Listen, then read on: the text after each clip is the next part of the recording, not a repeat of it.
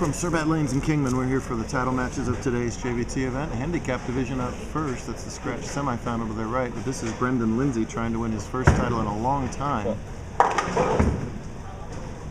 And you can see right there from that shot right there what kind of pattern we were playing on. It was a 35-foot short pattern. Your break point has to be out around the 2-3 board area.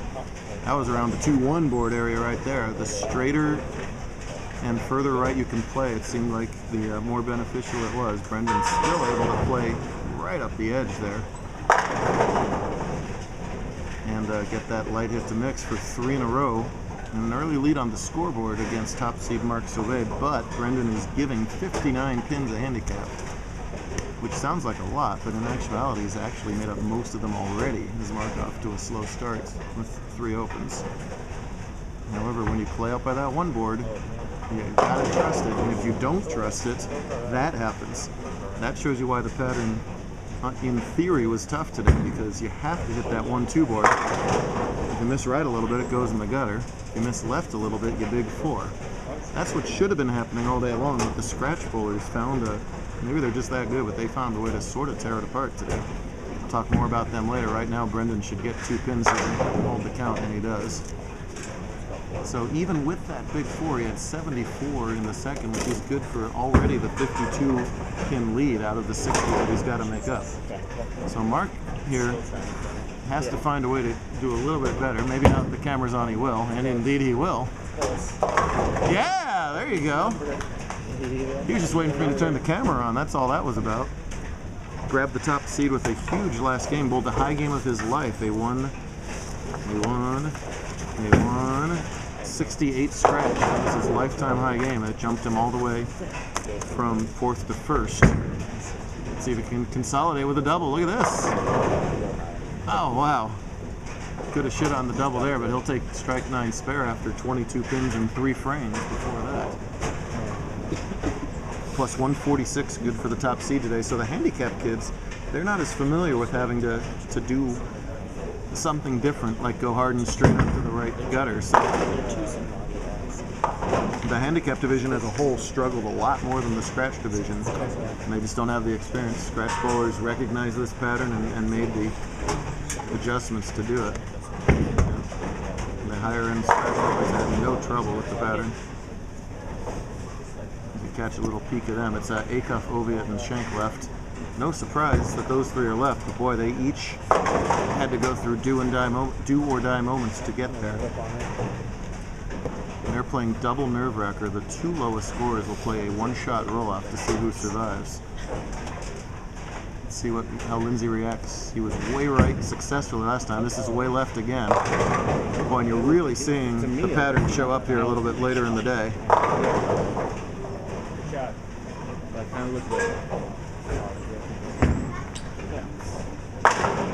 Hit the 1 board and got a light mixer. Hit around the 5 board and got a big 4. That time he around the 7 board and barely touched the head pin. Smart to go hard and straight at the spare though. Nicely done. Yes, and on top of all the other variables today, bowlers could only use 2 bowling balls the entire day. They had to pick the 2 that they wanted. They could change surfaces, any legal surface change, but they were stuck with those 2. I think it was harder to have the 2-ball on Shark in California than it was to have on this, because you're sort of falling down before the tournament starts. A lot more transition on Shark. Right, and you're not going to start with something mega aggressive when you know it's 35 feet. Yeah. Lots of urethane thrown today. That's high again. Wow. Lindsay's going to have to regroup here. This is Derek Acuff. Survived the most epic of the nerve-wrackers today, a 4-shotter against the fungus who would not go away. Finally succumbed after a great run. Shouldn't even make sense. Yes, roared his way into 8 out, making the cut at the number. Exactly that was it. Doing exact, yes, we just had an instant replay of how Keith Fung made the cut, much to poor Andrew Guba's dismay. Scratch bowlers right now struggling on the pair that they just bowled a game on too, so obviously a little more transition going on over there. Gonna to be incredibly valuable to whoever gets the top game out of this one. And another real nice shot from Mark to leave only the 5-pin. A much better last 3 frames, obviously. And he's right back in this match.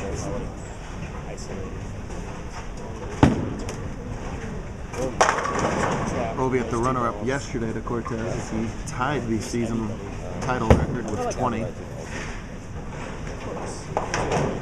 Beautiful job from Mark, so 3 in a row, right back in this match. Boy, when you make up 60, ooh, look out. When you make up 60 pins of handicap in 3 frames, I mean, usually the lower average bowler would just go away, and that did not happen this time. All credit to Sauvé. Oh, wow! Look at that. That was the 4-pin, and that has to be respot by rule. That was the rate. Put it down. Would somebody mind running up to the desk? Add the 4 to 21. What an unlucky break for Sauvé, as that pin, by all rights, should have fallen, but it didn't. I don't know if Tez tried to add the side roll on that shot or just came out of it funny. I think he tried to lock it. Tried to find a little something different. Yeah, it's the interesting thing with the strategy over there. If you think you're going to be out, you can start using the back half of the game sort of as practice. But it's certainly not written in stone yet, is it? Tez is going to be low no matter what. It is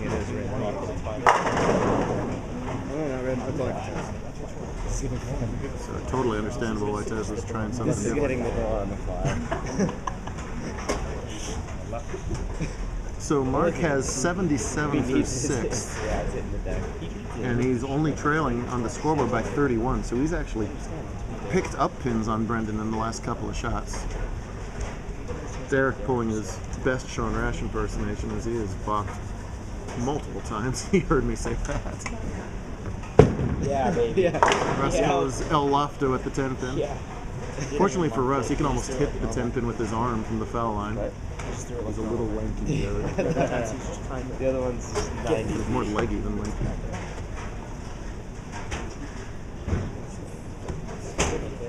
Derek and Russ have a good match going for the top game. There's a huge shot breakup attempting to double.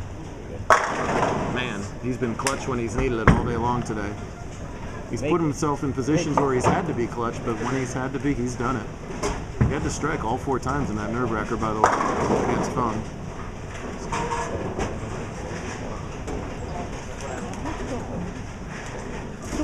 Interesting dynamic as Tez gets complete no-pressure practice right here to try and find a look, because he's kind of locked into the bottom 2. It can almost be to your advantage to have a bad start, because you can just focus on fishing around and finding a look. Right now, Brendan needs to refine the look over here. He's, after a great start, he's had a rough 3 frames. This is the 7th frame now. He's leading by roughly 40, but giving 60. And that's even further left. Oh, but he gets away with it this time. Lots of Brooklyns today. It was real easy to have the ball go across the head pin. Oh, no. Just when we were talking about how clutch Derek has been. He needs, wow, so he needs 2. Russ buckets and Derek 7-2s now for 182.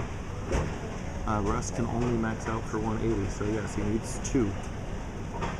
That's assuming Russ spare strikes. Wow, wait. Great spare from Russ. That was good guesswork right there. No kidding, yeah. Oh, Derek's got to relax and just look at this as an ordinary 3-9 spare. Brilliant shot from Lindsay there. Takes full advantage of that Brooklyn. Derek's just got to mentally, physically regroup and take his time. He doesn't have to worry about that 7-pin over there. 3-9 should be fairly makeable on this pattern. Russ still has to strike on this fill ball to make it even matter. If I were Derek, I would have waited anyway to see if it did matter. Now it doesn't matter. Yeah. Say something else, but I mean it's safe. Sauvé back at the head pin, another good shot. He's just filling 9 counts. That's going to make him tough to beat if he does. Wow. I don't think he shoots it. So Russ has 176. So after a day where the scratch bowlers were way higher scoring than the pattern might make you think it would be, Russ has 176, Derek has 180, and they're the top two. But it's Russ's 176 that is going to be in danger. As Derek's 180 is the high game. You wouldn't bet on that no matter what. Well played, Derek. Well enough. Yeah, that was a pretty GGWP. Yeah.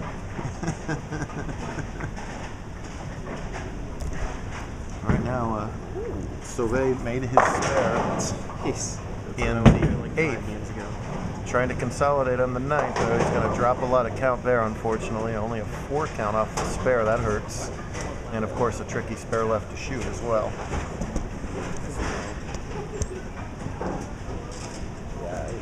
This will tie Mark's career high finish at worst. He's got 1 second place finish to his name. 2 second place finishes to his name, I beg your pardon. Tez uses the spare attempt as a fill ball, as a practice ball over there. Mark doesn't get the spare, so Lindsay has a chance to lock it up. And over here in the scratch division, Russ and Tez had the lower 2 games. Russ had the higher seed, and he's electing to go first on whatever lane he bowls on. Good luck.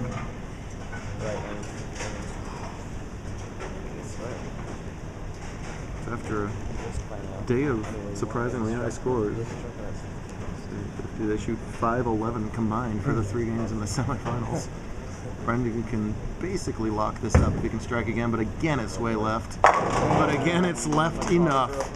Well, his body language tells the story there. He knows he threw that bad and got real lucky 2 out of the last 3 frames. That's all right.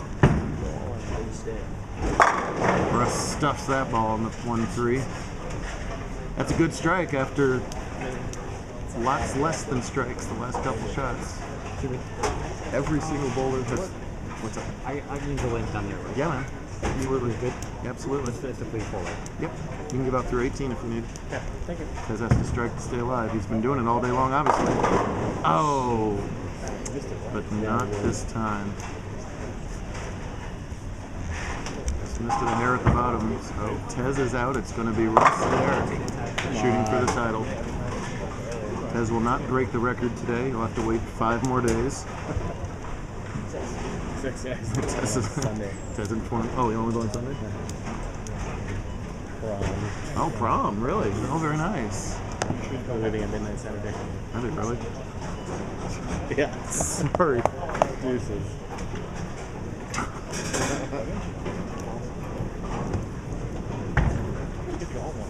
Lindsay makes the next to impossible 310. Sucky's in 206. The best with the fill, the best Mark can do is 136. So Brendan Lindsay's going to capture today's handicap title, and it'll be Acuff versus Oviatt for the scratch title. It's been a long time for Brendan. He had a spectacular Bowler of the Year run. Gosh, I think it was 3 seasons ago at this point, and hasn't done a whole lot since. But he races all of that here. It can be intimidating to have to make up 60 pins. He made up most of them early. He had a bad middle of the game. Got a couple good breaks and consolidated a perfect shot in the middle. And a 205 scratch is going to be enough. Great run from Mark Sauvé, though. He used that big last game to jump into the lead. Matches his career high finish. Certainly nothing to feel bad about there. Mark's trying to get in one more shot just in case he has a nerve-wracker. He will not. He has no mulligans. He has no nerve-wrackers. He does, however, have one more strike on the day. Very nice. Yeah. Let's make it endless 10. Let's give him something here. Yeah, okay. Yeah. That's right.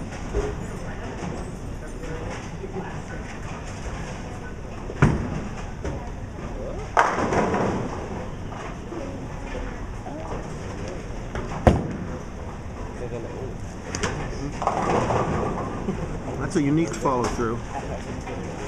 He used to do it even worse than that. He used to literally, the second he let go of his ball, his left shoulder would turn around and face the crowd.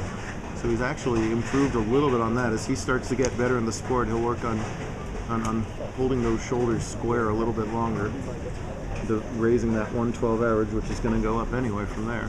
So the great thing about this, you don't have to be a Russ or a Derek or a Tez to do well with this. Be a fairly beginning bowler like Mark. Get some camera time. Bowl a nice game on TV. Yourself a well-earned runner-up finish. 225 to 205 is your handicap final. Scratch final should be a good one between two veterans. We'll have it in just a second. Watch part 2.